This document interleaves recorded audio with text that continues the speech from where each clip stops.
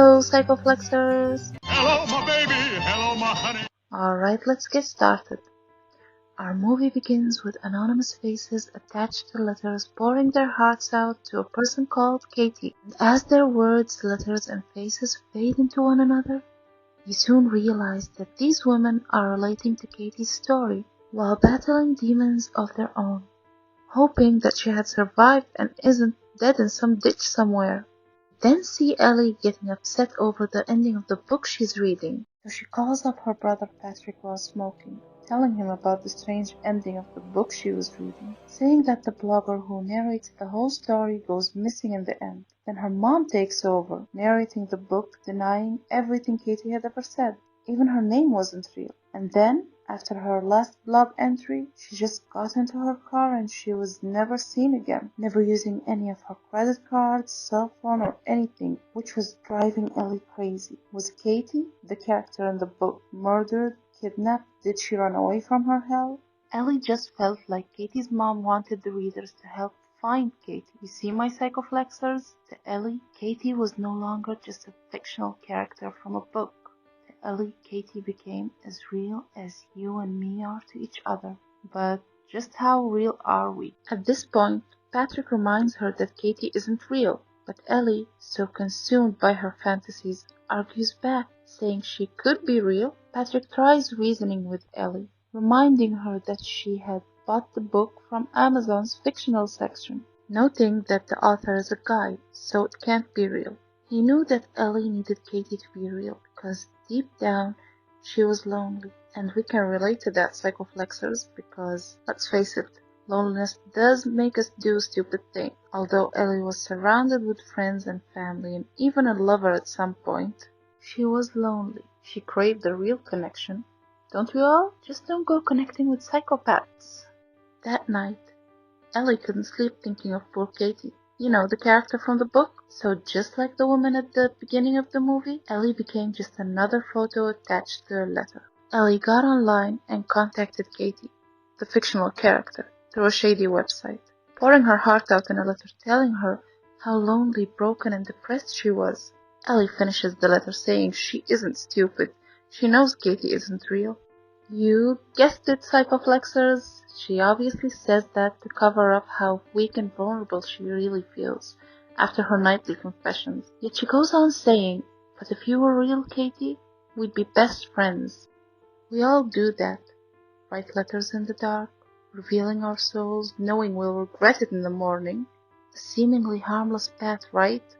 Wrong. It was a deadly path, a straight highway to hell. Yet to be honest, Ellie did do one good thing though. She contacted the real author of the book, asking him if the site was legit, and if Katie was a real person rather than just a fictional character. Ellie felt it wouldn't harm her to write to this fictional character, Katie, and so she went on telling Katie about her abusive drug addict father. She even told Katie of how her father died from an overdose, leaving a hole in her heart so huge nothing could ever fill it, saying that if Katie was real, she'd understand. And then again she wrote to Katie about how memories of her ex tear her apart. She ended the letter by thanking Katie. Excuse me? Are you insane? The guy looks like a date rapist! What? Too bad Katie didn't respond. Or did she? Katie, the fictional character, responded after a while. Let's find out what Katie was like. After ignoring Ellie's letters for a while, Katie responded, showing Ellie empathy, saying she was indeed listening and that she was there for Ellie, which was a nice change for Ellie. Katie was witty, funny, sarcastic, but in a good way, which is an awesome combination if you ask me. Ellie had so many questions, but Katie, the fictional character, had logically silenced Ellie's doubts about her. Katie told Ellie the book was fictional because she wanted to remain anonymous and live a normal private life. Then she made Ellie feel special by saying she never responded to fan mail, and Ellie was the first, because Ellie was smart, fun, cool, and needed a friend too. Plus, they lived close to each other, which is a wonderful thing. Told Katie was smart, Now here's where things get really interesting. Ellie receives a letter from the real author saying he has nothing to do with the shady site, that he doesn't know who created it or who's even emailing Ellie, because as far as he knows, Katie is a mere figment of his imagination. Wow, what a shocker. The shady site wasn't real? Aww. Anyway, Ellie tells her best friend Natasha, and Natasha emails fake Katie telling her not to contact Ellie again or else. Then Katie comes up with a brilliant story, saying that the author loved her blog and decided to rewrite it and get it published as a novel. So she agreed, as long as they split the money and she gets the chance to remain anonymous and fictional. Because our dear Katie just loves her privacy, remember? Katie felt it was absurd that Ellie didn't believe her and sounded a bit hurt. Yet Ellie stopped contacting her because she knew Katie was fake. The end. Right? Yay! Obviously not. Sadly, after a while, loneliness found its way into Ellie's life again. So she rationalized contacting Katie. Don't be too hard on Ellie. We all do that. Calling that ex when you know you shouldn't. Falling back into that toxic relationship because it felt good at some point. Thinking nothing bad could ever happen. Anyway, back to Ellie. She writes to Katie saying Natasha thinks Katie's dangerous. But Ellie doesn't feel the same since A. She's financially broke, so Katie can't get any money out of her, and B. She's emotionally damaged beyond repair, so Katie can't really hurt her, but maybe Katie can listen to her. And so our dear Ellie decides to tell fake Katie her story. After all, how could fake Katie possibly harm her by hearing a mere story? What's she gonna do, steal it?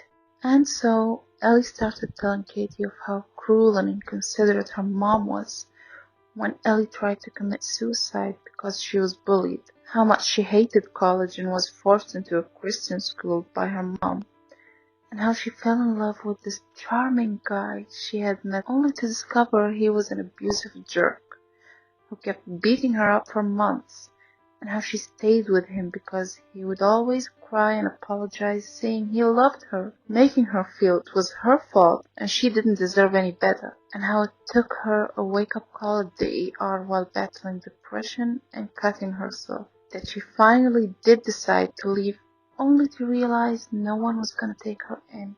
She finally turned to the older brother she never knew. He took her in, got her a job at his friend's company, and that's when disaster struck.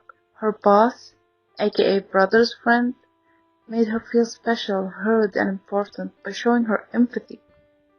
Too bad later on, Ellie discovered he was married. He started confiding in Ellie, telling her how miserable he was in his marriage, and how his wife became this horrifying alcoholic monster after having their baby, but that he's only with her for the kids because he's such an angel. Alright, let's get back to Katie.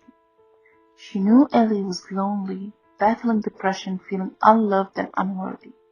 The thing is, Katie was losing Ellie's interest to depression, so she lured her back in by telling her a secret. Katie was happily married, madly in love, and had a baby, which was so shocking to Ellie she had to reply, because in the book Katie had claimed she had an abortion. So she explained that this was her second child. Well done, Katie. Mission accomplished. Luring Ellie back? Check. Katie knew Ellie craved love, so she lovingly urged Ellie to go on with her story, showing her she cared because they're friends. So Ellie continued by telling her how she fell in love with her married boss, had an affair with him, and even bared her soul to him. And instead of leaving, she stays with her married boss because maybe he was her destiny and she could save him from his miserable marriage. But that's not the worst part. The worst part is that he was emotionally blackmailing her. He literally made her feel guilty that he kissed her like it was her own fault.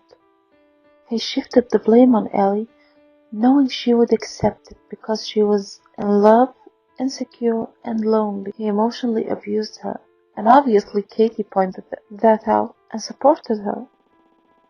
Too bad Ellie didn't notice that Katie was using Dave's same tactics to entrap her. Long story short, Dave's wife finds out about the affair, and Ellie ends it because he seems like a good guy and she doesn't want to ruin his life, only to find out later that he's a sleazebag who sleeps with all his assistants, and that he told his wife that Ellie was only a one-night stand that he slept with out of pity. Yet he still texts Ellie their old photos together. This drives Ellie mad, and she forwards them to his wife saying she's moved on, so why can't Dave do the same? His wife kicks him out, which drives him to the verge of insanity, causing him to beat her up into a coma in front of their daughter. Obviously, Ellie's brother blamed her for being so reckless and childish, so he kicked her out of pure disappointment. Okay, psychoflexers, it's time to analyze where Ellie really messes up, and trust me, it's a big one. So finally, after all the long chats with Ellie, Katie finally suggests that they should meet up since her husband is taking their daughter away for the weekend. So Ellie agreed. Okay, back up, let's check for red flags.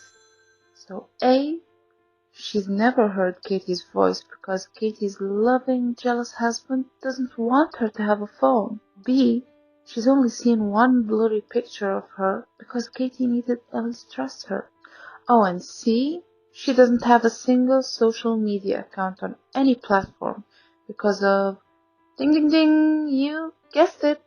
It's her husband's jealousy. Plus, she doesn't want anyone knowing about their meeting. But that's not all. To top it all off, Katie chooses this shady diner in the middle of nowhere with a shady motel next to it, and she books 2 rooms there just in case they get too drunk to drive. Oh, how sweet, right? Wrong. Like seriously, never ever meet a stranger at a place they suggest without telling someone else where you're going and who you're with. Secondly, sweetie, if they aren't on social media, that's a red flag. And finally, if they aren't FaceTiming you or calling you, sweetheart, you need to run. Anyway, dear Ellie threw all those red flags against the wall and just drove to the diner. Even though the place was creepy as hell, she still got wasted because she was nervous. Katie obviously didn't show up, and Ellie was too wasted to drive home. So she did the next logical thing. Obviously, she went to the shady motel with the creepy owner, took the keys to her room, and slept like a baby after reporting her every move to Katie through text. Wow, just brilliant! Katie finally arrived, hooray! But she parked her car facing Ellie's window with her headlights on, which pretty much blocked Ellie's view outside. Although Ellie couldn't see who was out there, she still unlocked the door, and boom, the screen turns black. The end. Then we see another girl following in Ellie's footsteps by merely emailing Katie, the fictional character from the novel. And the game goes on. See you next time!